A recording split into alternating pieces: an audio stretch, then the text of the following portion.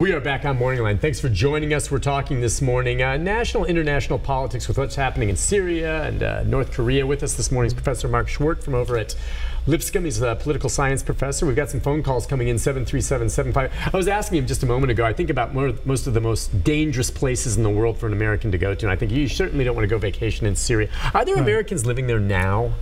I have no idea. Okay. I would think not. Probably not Americans. You would be obviously a target, you know, possibly for kidnapping or otherwise. Yeah. But there are people, you say, that in the country right now can live. You just think that so much unrest, but they can live normal lives. Yeah, I mean, you know, not every part of the country, not every corner of the country has been bombed into oblivion. Okay. A lot of the big cities have. I mean, there's nobody in Aleppo who's running, you know, a normal life.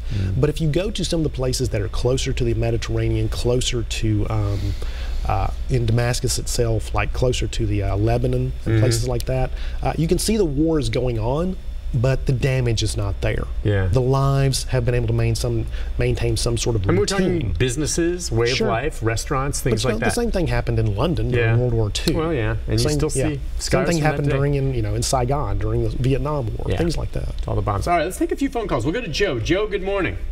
Good morning, Nick. Hi, Joe. Just a few comments and a question for the professor. We've still got foot soldiers in Afghanistan and Iraq, and a few of them in Syria are supposed to be advisors, I think. Then you got the country of Iran and North Korea. It's always a threat. I just wonder why that America is the only country that's made any comment much about denouncing this chemical attack on the Syrian people, and none of the rest of them seem to want to step up and help America on some of this stuff, and that's kind of disappointing to me. We got the UN and they talk a good game, but they don't play very well. And as far as Americans living in Syria, Assad's wife is an American. Yeah, we were talking about Assad, just the appearance of him, and over the years as I've watched him, and I guess you said he took over his father, but you told me he's a dentist. He was educated outside of Syria, and I don't know what kind of image you have of what a Syrian looks like, but I mean, he looks like someone that could be working for a bank downtown Nashville. Yeah. I'm serious. I mean, but he's been there in that mustache and very Caucasian with dark hair. I mean, and I guess his wife, I don't know, is that true? His wife's American? I don't know. I know she has a background as like a flight attendant or something like that. So, I mean, she has been someone who's traveled internationally. I don't know where she's from, though. But as far as his point to the rest of the world, I know after the attack, I saw a lot came out in support, and there were some that not so much so. Yeah, I think that what you're seeing from the international community, whatever response they had got pushed off the front page by what Trump did, because he was so decisive and did it so quickly. Usually, what we've experienced over the last several years has been that things sort of play out over several days. So we see comments from the prime minister of one country, you know, the leader of Britain, the leader of Germany, the leader of France, the leader of China, and sort of getting a consensus kind of model here. And Trump is not going to operate that way. He's not going to wait on others when he feels like he's got a clear vision of things. You know, the big picture that came out of this was the one that showed him in his Mar-a-Lago retreat with all of the military advisors and things like that in their own situation in there. That gives the impression he's listening to people. That gives the impression that he is taking advice and using it, as opposed to simply reflexively sort of saying, okay, we're out of this, or let's go all in, or something like that. And, you know, I think he's really kind of putting himself front and center on this. And again, I think that's driving off the front page. Other countries have commented on this. And as far as the United Nations goes, we've kind of put the United Nations on notice. If you read some things that, like Nikki Haley, the new UN ambassador, said, the former governor of South Carolina, they have basically been saying, do something. Get out of our way, or something, you know, things of that nature. You cannot get away with this anymore. That she said that to the Russians. She has said that to the Iranians. She has said that to various others. That we're not going to let the United Nations provide cover for those who are trying to legitimize, you know, immoral types of positions, or ones that we find to be against our interests. So like when, a group within the United Nations may set a vote against Israel. Basically, Haley has said, and I think on the instructions of President Trump, no, we're going to veto this. We're going to stand up against it. We're not just going to silently veto. We're not going to, let it go past us without comment. And that way, we're just going to maintain this kind of distance from this kind of thing and raise our noses against it. We're going to punch back against things, but we're not going to jump in with both feet, trying to, just set everything to right.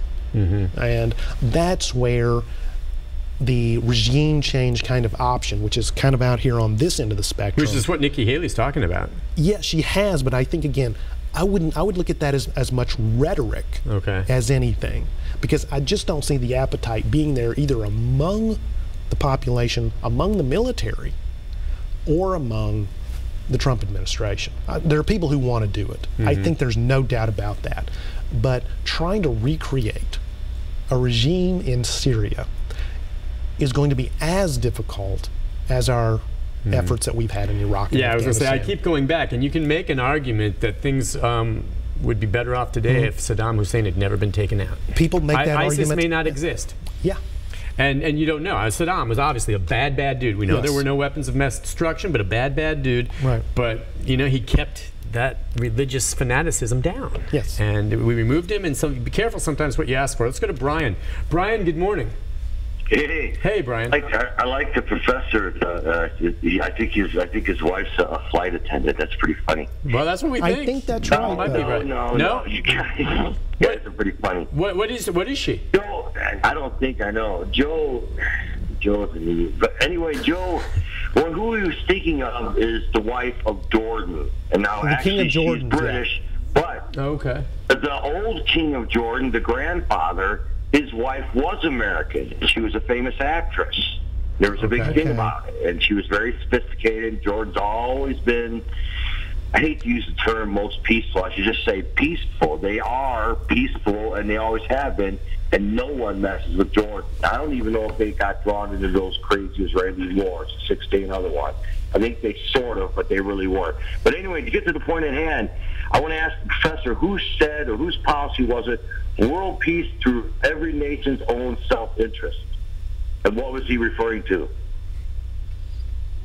World peace through every nation's self-interest. Through each nation's own self-interest. Okay, I know that's a realist statement, but I could not tell you who did it. Henry the K about Nixon on the little yacht in '72 when somebody asked him, Nixon said, I think we can win this. And the guy said, what, we can win the war? He said, Nixon said, no, we can win the peace. And Henry jumps in and said, yes, we can win the world peace through all nations' own self-interest, which is we don't mess with other people when they're doing that stuff.